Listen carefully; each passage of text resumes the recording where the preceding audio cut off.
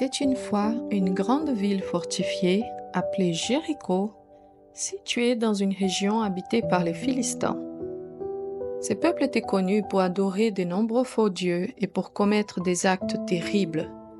Ils étaient souvent cruels, menteurs, violents et ignoraient complètement le vrai Dieu.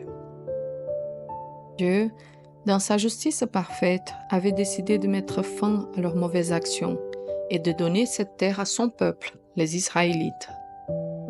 Dans cette ville vivait une femme nommée Rahab. Sa vie n'était pas facile et elle avait fait des choix que Dieu désapprouvait.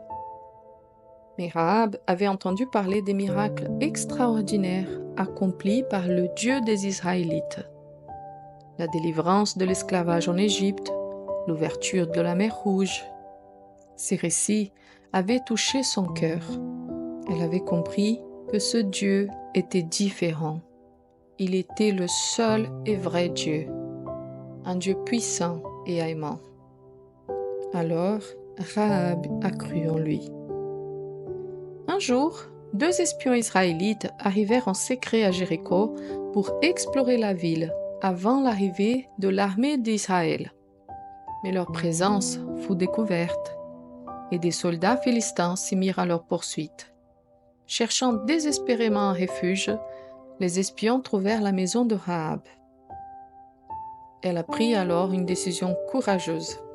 Bien qu'elle vivait au milieu des Philistins, elle choisit de protéger les espions, car elle croyait que leur Dieu était le véritable Seigneur et que son plan pour Jéricho s'accomplirait.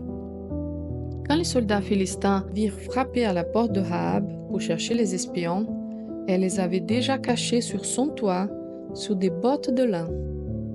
Elle leur répondit calmement, « Oui, ces hommes sont venus chez moi, mais ils sont déjà repartis. Si vous vous dépêchez, vous pourrez les rattraper. » Trompés par ces paroles, les soldats partirent à leur recherche. Une fois les soldats éloignés, Rahab parla aux espions. Elle leur dit, « Je sais que votre Dieu a donné cette terre à votre peuple. Tout le monde ici est terrifié, car nous avons entendu comment il a ouvert la mer Rouge pour vous et comment il a détruit vos ennemis.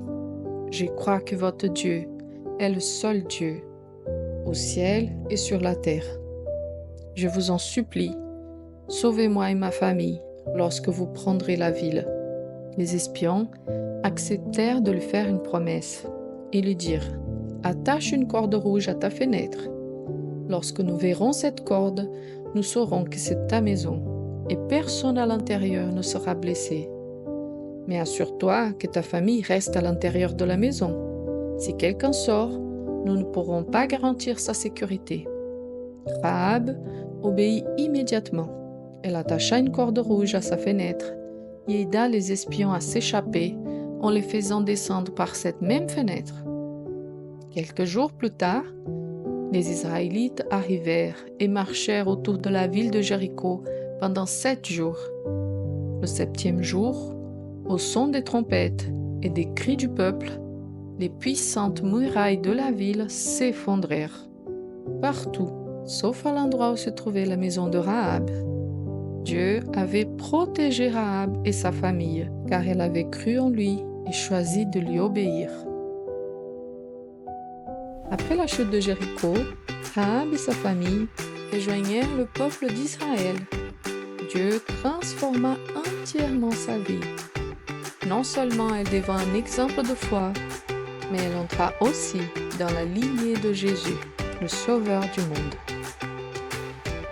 On comprend dans cette histoire que Dieu est juste et bon. Il a jugé les Philistins pour leurs mauvaises actions. Il nous appelle aussi à vivre selon ce qui est juste. Apprenons à obéir à ses commandements, car toutes nos actions ont des conséquences, bonnes ou mauvaises. Rahab a cru en Dieu, même si elle vivait parmi les gens qu'elle ne connaissait pas. Nous aussi, nous pouvons lui faire confiance chaque jour, peu importe les circonstances. C'est ça aussi, avoir la foi. Peu importe notre passé, comme Rahab, nous pouvons choisir de suivre Dieu, recevoir son pardon et vivre une vie nouvelle avec lui.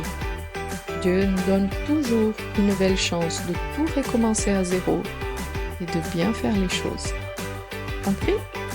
Seigneur, merci pour l'histoire de Rahab qui nous montre que tu es juste et que tu aimes transformer les vies. Aide-moi à te faire confiance, à suivre tes voies et à toujours faire ce qui est juste. Merci parce que tu m'aimes et que tu me donnes toujours une nouvelle chance. Au nom de Jésus, Amen.